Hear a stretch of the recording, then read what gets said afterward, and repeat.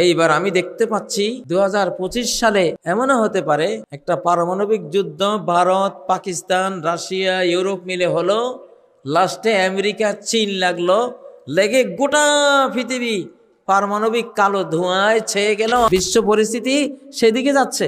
এবং 2025-এই Samsung cartoon আছে, ওরা বলতেছে পাক ভারত যুদ্ধ লেগে যাবে এবং কোরআন হাদিস ঘেটে দেখা যাচ্ছে ওইদিকেই ঘটনা যাচ্ছে। ভারত কাশ্মীর হারিয়ে ফেলবে, কারণ পাকিস্তান, আফগানিস্তান সহ গোটা মুসলিম শক্তি কাশ্মীর কেড়ে নেবে ওর থেকে, তখন সে বাংলাদেশের উপরে ঝাঁপাই পড়বে। আমি ভাই কিন্তু ওয়াজ করি না, এটা ওয়াজ না, আপনাদেরকে একবারে মরার খবর দিয়ে গেলাম। আমি এটা হবে, এটা বাস্তব।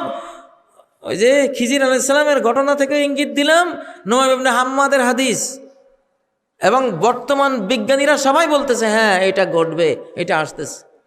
আমি আপনাদেরকে আজকে যে জিনিসটা বলবো, নুআইম ইবনে হাম্মাদের একটি হাদিস, কিতাবুল ফিতানের, সনদ দুর্বল, কিন্তু বাস্তব পৃথিবীর আলোকে মুহাদ্দিসিনদের, হাদিস বিশারদদের মূলনীতির আলোকে এই হাদিসটি বিশুদ্ধ। সামনের ঘটনা প্রমাণ করবে সেই দিকে যাচ্ছে পৃথিবী, যে লা ইয়াখরুজুল মাহদি, ইমাম মাহদি আসবে না, হাত্তা ইউকতালা সুলুস ওয়া ইয়ামুতা সুলুস ওয়া ইয়াবকা সুলুস। ইমাম মাহদি আসতে আসতে এর আগে পৃথিবীর টোটাল জনসংখ্যার 1/3 খুন হয়ে যাবে। 800 কোটি মানুষের 1/3 কত পড়ে? প্রায় 250 কোটি প্লাস। তো আমাদের এই যুগে 250 থেকে 350 কোটি মানুষ খুন হবে। যে অ্যাটম বোম বানিয়ে রেখেছে, পারমাণবিক বোমা বানিয়ে রেখেছে, রাশিয়া, ইউক্রেন, ইউরোপ যদি যুদ্ধ লাগে, ধরেন ওখানে চলে যাবে 1-150 কোটি। পাকিস্তান, ভারত তো লেগে আছে অলরেডি। পাকিস্তানও রেডি রাখছে যে আমাকে মারলে আমিও ছাড়বো না, তামা করে দেব, ঠিক না?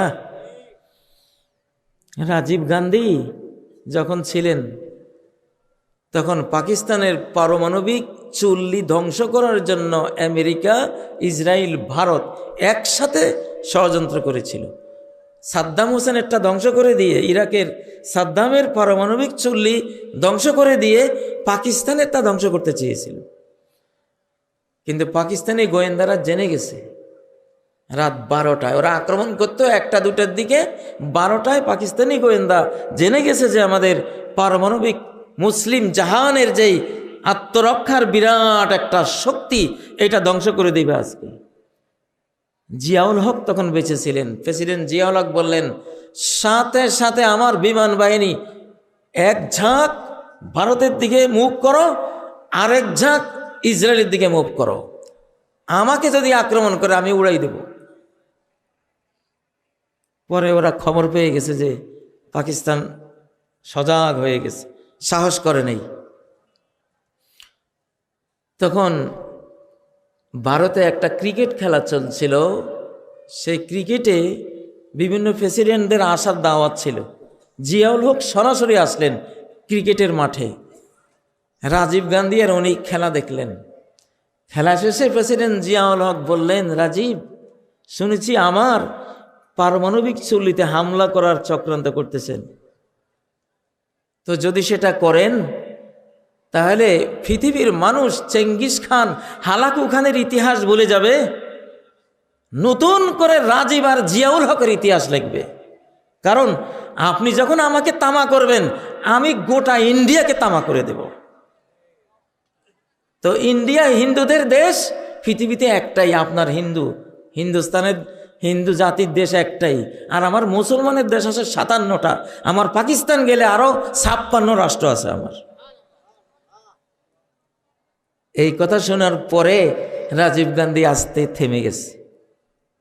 ঠিকই তো কথা, যদি ওরা আমার দেশটাকে মেরে দেয়, আমার তো হিন্দু রাষ্ট্র একটাই।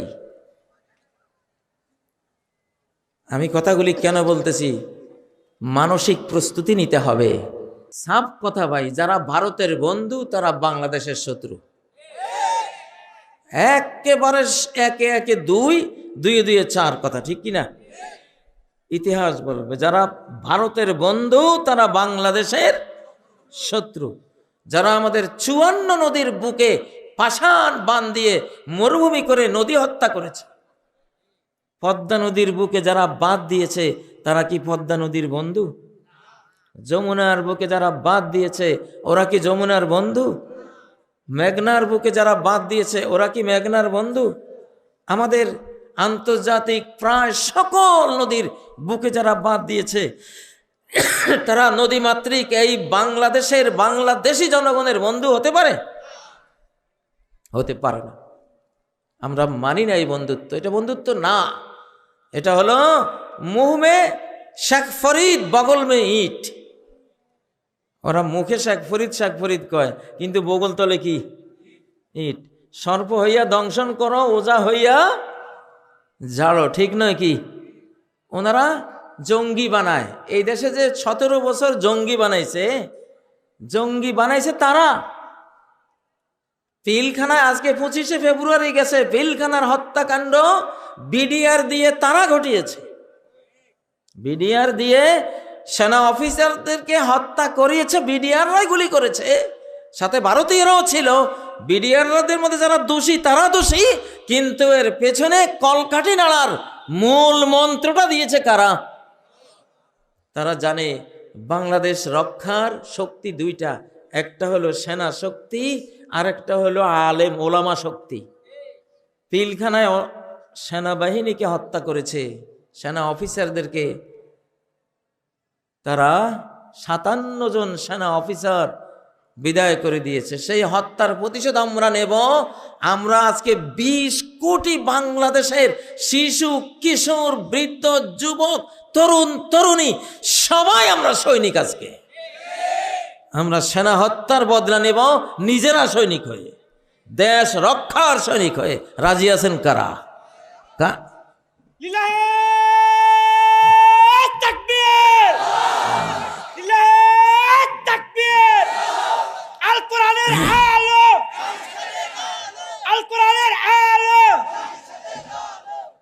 وَإِنَّ جُندَنَا لَهُمُ الْغَالِبُونَ। আমার বাহিনী যারা, আমার বাহিনী, আল্লাহ বলতেছেন আমার বাহিনী। আল্লাহর বাহিনী কারা? কালেমা যে মুখে নিয়েছে সেই কার বাহিনী? আল্লাহর বাহিনী। কার বাহিনী? আল্লাহর বাহিনী। আল্লাহ বলেন আমার বাহিনী তারা অবশ্যই চিরবিজয়ী, তাদেরকে হারাবার ক্ষমতা কারো নেই। তো সেনা হত্যার প্রতিশোধ নেবে বাংলাদেশ, গোটা জাতিকে যুদ্ধের ট্রেনিং দেওয়া হবে ইনশাআল্লাহ। আর ওরা সেনা অফিসারদের হত্যা করার পরে, সেনাবাহিনী ধ্বংসের পরে নজর দিয়েছে। এবার দ্বিতীয় শক্তি বাংলাদেশকে রক্ষা করে চলে, ভারতের সামনে মাথা নোয়ায় না কোনো ক্রমেই, যে শক্তিটা ওলামা শক্তি। সেই ওলামা শক্তিকেই তারা, দেলাওয়ার হোসেন সাইদি রহমতুল্লাহ আলাইকে তারা হত্যা করেছে, ঠিক নয় কি? ফ্যাসিবাদীরা কয়দিন আগে ভারতে 5 জন গিয়েছিল, ভারত থেকে পরামর্শ নিয়ে এসে মেডিকেল কিলিং, ওনাকে বিষাক্ত ওষুধ দিয়ে হাসপাতালে এনে হত্যা করেছে, ঠিক নয় কি? আমরা এটা ফিজিক্যালিও জানি, আধ্যাত্মিকভাবেও জেনেছি এটা হত্যা ছিল। মৌলানা মতিউর রহমান নিজামী, আব্দুল কাদের মোল্লা, মুজাহিদুল ইসলাম, মীর কাসেম আলী সহ তাদেরকে জুডিশিয়াল কিলিং, বিচারিকভাবে হত্যা করেছে। হাজার হাজার আলেমকে গুম, খুন, কারারুদ্ধ, নির্যাতন, দেশান্তরিত করেছে কিনা? তাহলে সেনা অফিসার হত্যার প্রতিশোধ নেব আমরা সৈনিক হয়ে, আর ওলামা হত্যার প্রতিশোধ নেব প্রত্যেকটা ধর্মপ্রাণ মুসলমান। এইবারে আমরা আলেমদের হাতে যে কোরআন, সেই কোরআনকে আমরা ভোট দেব ইনশাআল্লাহ। এইভাবে আলেম হত্যার প্রতিশোধ আমরা নেব। যদি না নেন, এইবার যদি কোরআনের পক্ষে না আসেন, এইবার আল্লাহ তাআলা আপনাদেরকে ছাড়বে না। বস্তার পচা আলু আল্লাহ বেঁচে ফেলবেন। গৃহস্থেরা যখন দেখে বস্তার ভিতরে পেঁয়াজ আলু পচা শুরু হয়ে গেছে, তখন পচাগুলি তাড়াতাড়ি বের করে ফেলে না দিলে, ডাস্টবিনে ফেলে না দিলে, নর্দমায় ফেলে না দিলে, ওই পচাটা বস্তায় থাকলে পুরা বস্তার ভালো আলু পেঁয়াজ সব কি নষ্ট হয়ে যাবে। যাবে কি না? আপনারা কি পচা পেঁয়াজ হবেন, পচা আলু হবেন? কারা কারা হবেন হাত তোলেন। এই যে পাইছি, পচা আলু পচা পেঁয়াজকে যে এইবার নিয়ত করতেছে আমি কোরআনের ভোট দেব না, সেই পচা পেঁয়াজ। যে এবার নিয়ত করবে আল কোরআনকে ভোট দেব না, কোরআনের আলেমদের সাথে জোটবদ্ধ হব না, ইন্ডিয়ার পক্ষে যাব, যে নিয়ত করবে সেই পচা আলু। আমি ভাই কোনো হেয়ালি ওয়াজ করি না, আপনাদেরকে সংবাদ দিয়ে গেলাম। এই পচা আলুর কাতারে যে যাবে, ওই যে বলা হয়েছে যে 1/3 খুন হবে, 1/3 মারা পড়বে, মানে 2/3, মানে 500-550 কোটি মানুষ পচা আলু এই পৃথিবী থেকে, পৃথিবীর সৃষ্টিকর্তা, মানুষের সৃষ্টিকর্তা আল্লাহ তাআলা বিদায় করে দেবেন। এইবার আমি দেখতে পাচ্ছি 2025 সালে এমনও হতে পারে একটা পারমাণবিক যুদ্ধ ভারত, পাকিস্তান, রাশিয়া, ইউরোপ মিলে হলো, লাস্টে আমেরিকা, চীন লাগলো, লেগে গোটা পৃথিবী পারমাণবিক কালো ধোঁয়ায় ছেয়ে গেল। আর অলৌকিক যুগ এটাই, অলৌকিক যুগে যে 10টা অলৌকিক বড় বড় ঘটনা ঘটবে, একটা হলো দোকান, সূরা দোকানের আয়াত 10 নম্বর আয়াত, فارتقب يوم تأتي السماء بدخان মুবিন। অপেক্ষায় থাকো, অপেক্ষা করো, দেখতে থাকো, পর্যবেক্ষণ করো, সময় গোনো, বেখবর থাইকো না, ভয়াবহ বিপর্যয় আসবে। তুমি ইরতিকাব মানে হলো পাহারা দাও, বিশ্ব পরিস্থিতি মনিটরিং করো, খবর রাখো। আগের যুগে তো আকাশ থেকে আযাব আসতো, এবার আযাব তো মানুষের কাছে পৃথিবীর মধ্যে রেডি, ঠিক না? যে পরমাণু বোমা রেডি করে রাখছে, এগুলি যদি বাস্ট করা হয়, করবে তো, এগুলি তো বানাইছে বাস্ট করার জন্য। সেই দুর্যোগে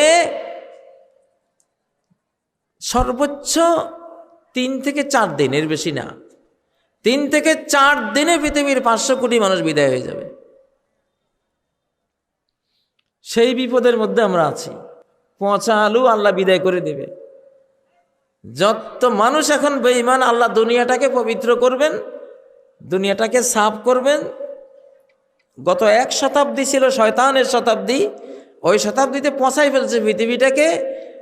এখন আর আল্লাহ সহ্য করবেন না পৃথিবীকে, উনি এখন কোরআন দিয়ে, ইসলাম দিয়ে নতুন করে শেষ জামানার শেষবারের মতো তার নবী মুহাম্মদ সাল্লাল্লাহু আলাইহি সাল্লামের রেখে যাওয়া আদর্শ জীবন প্যাটার্ন কোরআন দিয়ে পৃথিবীটাকে সুন্দর করবেন। তো এটার জন্য বাধা হবে পচা আলুগুলি, 500-550 কোটি পচা আলু, এগুলি সব বাছাই হবে এখন। খবরদার, পচা আলু কেউ হবেন না। আমি ভাই কিন্তু ওয়াজ করি না, এটা ওয়াজ না, আপনাদেরকে একবারে মরার খবর দিয়ে গেলাম। আমি এটা হবে, এটা বাস্তব। ওই যে খিজির আলাইহিস সালামের ঘটনা থেকে ইঙ্গিত দিলাম, নুআইম ইবনে হাম্মাদের হাদিস, এবং বর্তমান বিজ্ঞানীরা সবাই বলতেছে হ্যাঁ এটা ঘটবে, এটা আসতেছে, বিশ্ব পরিস্থিতি সেদিকে যাচ্ছে। এবং 2025-এই স্যামসাং কার্টুন আছে, ওরা বলতেছে পাক ভারত যুদ্ধ লেগে যাবে, পারমাণবিক যুদ্ধ, 2025। এবং কোরআন হাদিস ঘেটে দেখা যাচ্ছে ওই দিকেই ঘটনা যাচ্ছে। বাংলাদেশও এর থেকে মুক্ত না, বাংলাদেশও এর থেকে মুক্ত না। ভারত কাশ্মীর হারিয়ে ফেলবে, কারণ পাকিস্তান, আফগানিস্তান সহ গোটা মুসলিম শক্তি কাশ্মীর কেড়ে নেবে ওর থেকে। তখন সে বাংলাদেশের উপরে ঝাঁপাই পড়বে নিরুপায় হয়ে, তারও বাঁচার উপায় নেই, সে করবে এটা, সে তো ষড়যন্ত্রকারী।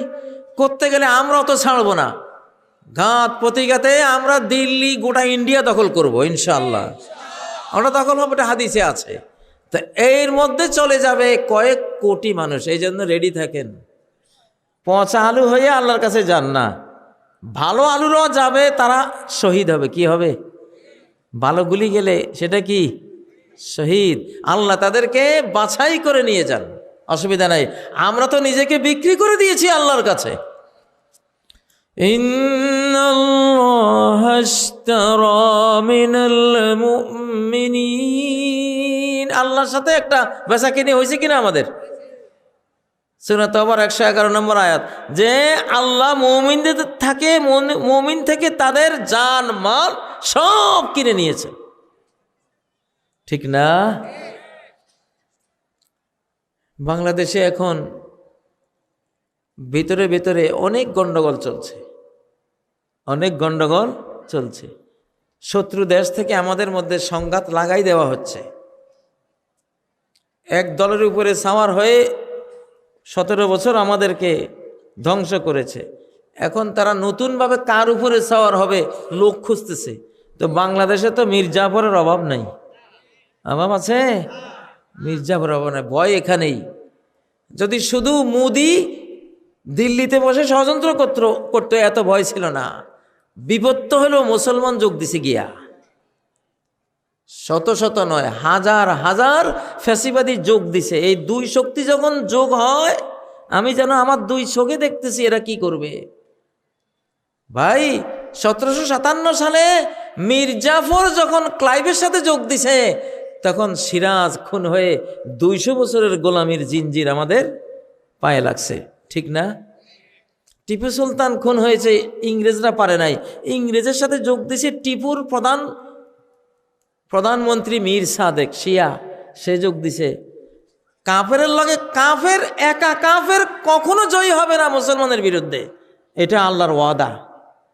শুধু কাফের কখনো মুসলমানের সাথে যুদ্ধ করে জয়ী হবে না। এই জন্য বুশ যখন ইরাককে মারতে আসছে, সাদ্দাম ছাড়া বাকি 20টা দেশ মুসলমানের, আরব দেশগুলি সাথে নিছে না? কেন নিছে জানেন? বুশ জানে আমার সাথে মুসলমান এক দল না থাকলে আমি বিজয়ী হব না। আল্লাহ সাহায্য করবে মুমিনকে, এটা আল্লাহর ওয়াদা। ওয়া কানা হাক্কান আলাইনা নাসরুল মুমিনিন, আমার উপরে ফরজ কাফেরের সাহায্য।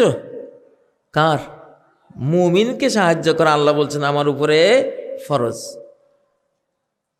তো এটা নবীজি বলছেন, আল্লাহ ওয়াদা করেছেন, আল্লাহ ইউসাল্লিতা আলা উম্মতি আদুওয়ান মিন সাওয়া আনফুসিহিম ফায়াস্তাবিহা বাইদাতাহুম হাত্তা ইউহলিকা বা'দুহুম বা'দা ওয়া ইয়াসবি বা'দুহুম বা'দা। সহিহ মুসলিমের হাদিস, যে আল্লাহ ওয়াদা করেছেন, হে মুহাম্মদ, তোমার উম্মতকে একা কোনো কাফের, ইহুদি, খ্রিস্টান, হিন্দু, বৌদ্ধ, যত বেঈমান আছে সারা পৃথিবীর, সারা পৃথিবীর বেঈমান একসাথে হয়ে যদি তোমার উম্মতকে হামলা করে জয়ী হবে না, আল্লাহ তাআলা তাদেরকে জয়ী হতে দেবেন না। কিন্তু তারা জয়ী হবে কখন? হাত্তা ইউহলিকা বা'দুহুম বা'দা, মুসলমানে যদি মুসলমান হত্যা করে, মুসলমান যদি মুসলমান ধ্বংস করে, মুসলমান যদি মুসলমানকে বন্দী করতে যায়, তখন দুই মুসলমান গ্রুপ যুদ্ধ লাগছে, যে কেউ জয়ী হতেই পারে। এইবার ভয় কেন জানেন? আমি ভয় পাচ্ছি মুদিকে না, মুদি জয়ী হবে না কখনো। কিন্তু মুদির সাথে কলেমা পড়াও একদল গিয়ে যুক্ত হয়েছে, মুনাফেক যুক্ত হয়েছে কিনা? হালাকু খান বাগদাদের 18 লক্ষ মুসলমান জবাই করেছে, একা পারত না। নাসিরউদ্দিন তুসি এক মন্ত্রী, আলকামা আর ইবনুল আলকামি এক মন্ত্রী, দুই মন্ত্রী তলে তলে হালাকু খানের সাথে মিল দিছে মুসলমানের কারণে হালাকু সুযোগ পাইছে। 18 লক্ষ মুসলমান বিজ্ঞানী ওলামা এদেরকে হত্যা করেছে। তো এইবার বাংলাদেশের কপালে কিন্তু আমি দেখতে পাচ্ছি বেঈমানের সাথে যুক্ত হয়েছে আমাদের গাদ্দার বিশাল এক গ্রুপ। আবার বাংলাদেশেও লেজ লাগাচ্ছে গাদ্দারদের আরেক এজেন্ট এখানে আছে না নাই? আপনারা আমার কথাগুলি এগুলি যে হুজুর কইতেছে আর কি এইভাবে নেবেন না, একেবারে লিখে রাখেন, একেবারে লেখে রাখার মতো সত্য কথা বলে গেলাম। লিখে রাখার মতো সত্য কথা বলে গেলাম। বাংলাদেশ কোন দিকে যাচ্ছে, শুধু মোদির জন্য কোনো ভয়ই ছিল না। মোদির সাথে যারা যোগ যোগ দিছে গিয়া এই মুসলমান, বাংলাদেশের মুসলমানদের একটা গ্রুপ, এখন ভিতরেও আরেক এদের গাদ্দার বাহিনী, দালাল বাহিনী আছে না নাই? এগুলির শক্তি আর কাফের শক্তি, দুই শক্তি একসাথে হয়েছে। এই জন্য এইবার রক্ত ঝরবে ভাইয়েরা, মানসিক প্রস্তুতি। আমি এই জন্য এখন আমি ঠান্ডা ওয়াজ করতে চেষ্টা করলেও হয় না, ওয়াজটা ওইদিকে নিয়ে যায় আল্লাহ তাআলা। না, তোমার এই যুগের জন্য, বাংলাদেশের এই সময়ের জন্য এইভাবে কথা বলো, সতর্ক করো। সরকারকেও সতর্ক করছি, ভয়াবহ সতর্কতা দিচ্ছি। আমরা ইনশাল্লাহ বিজয়ী হব, কারণ আল্লাহর সাথে আছেন, আমাদের ভয়ের কিছু নাই। জীবন দেওয়ার জন্য রেডি থাকেন, সাফ কথা। জীবন গেলে যাক নাকি, আপত্তি আছে? জীবন কি থাকবে আপনার? থাকবে? আপনার নদীর কূলে এক টুকরা জমি আছে, ফাটল দেখা দিছে, এটা ভেঙে যাবে, আপনি জানতেছেন।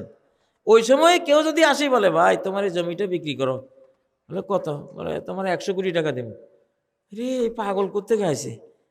আপনি কইলেন, ভাই তাহলে রেজিস্ট্রেশনের দরকার নেই, তাড়াতাড়ি টাকা দে জমি নেই, কেন আপনি দেখতেছেন যে এটা তো যাইব নাকি। এই সময় যদি 100 কোটি টাকা দিয়ে কিনে, এর চেয়ে লাভ আর আছে নাকি? তা আমার যে এই জীবনটা, এটা যে যাবে, কোনো সন্দেহ আছে? একিন আছে না যে এই জীবনটা যাবে?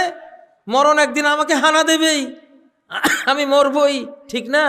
তো মরা লাশটা যদি কেউ জান্নাত দিয়ে কিনার প্রস্তাব দেয়, স্বয়ং রব্বুল আলামিন যদি এই মরা লাশটা, যে তোমার অনন্ত জীবন দেব, সুখের জান্নাত দেব, 60 হাত লম্বা, 7 হাত মোটা, 100 মোহাম্মদ আলী ক্লের ক্ষমতা, কোনো রোগ নাই, বালাই নাই, পেশাব পায়খানা নাই, থুথু নাই, শ্লেষ্মা নাই, চির তরুণ 33 বছরের যুবক, 33 বছরের যুবতীরা তোমার জীবন সাথী হবে। স্বর্ণের রূপার ইট দিয়ে বিল্ডিং বানিয়ে কমপক্ষে 10 পৃথিবীর সম্রাট বানিয়ে দেব, এরকম ওয়াদা যদি কেউ দেয়, এই জীবনটা তারে দিতে কোনো দেরি করার সুযোগ আছে? কারা রাজি আছেন? লিল্লাহে তাকবীর, লিল্লাহে তাকবীর। মেসেজটা দিয়ে গেলাম। ধোঁয়া দেখলে আগুন বোঝা যায় কিনা? যায় না? ধোঁয়া দেখতেছি, বাংলাদেশের আকাশে খুব ধোঁয়া দেখতেছি, ভিতরে নিচে কি আছে? আগুন আছে। इस घर को आग लगी है घर के चिराग से, এই ঘরে আগুন লাগছে যুগে যুগে, এই ঘরেরই চিরাগ থেকে, ঘরের বাতি থেকে এই ঘরে কি লাগছে? আগুন লাগছে। অতএব এই আগুন নিভাবার জন্য যারা বাংলাদেশ প্রেমিক, অবশ্যই তারা ভারতের শত্রু হবেন। ওয়াবাদা বাইনানা ওয়া বাইনাকুমুল আদাওয়াতু ওয়াল বাগদা,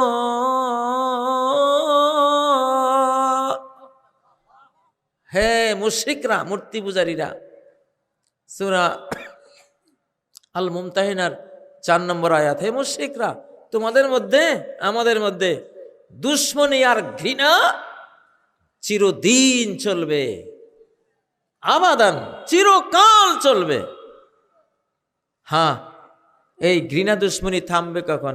হাত্তা তুমিনু বিল্লাহি ওয়াহদা, এক আল্লাহর প্রতি তাওহীদবাদী হয়ে যখন তোমরা ঈমান আনবে, তখন আমাদের দুশ্মনী থামবে।